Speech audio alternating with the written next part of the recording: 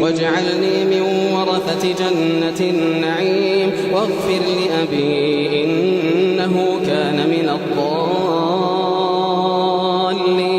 ولا تخزني يوم يبعثون يوم لا ينفع مال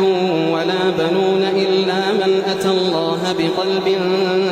سليم وأزلفت الجنة للمتقين وبرزت الجحيم للغاوين وقيل لهم أين ما كنتم تعبدون من دون الله هل ينصرونكم أو ينتصرون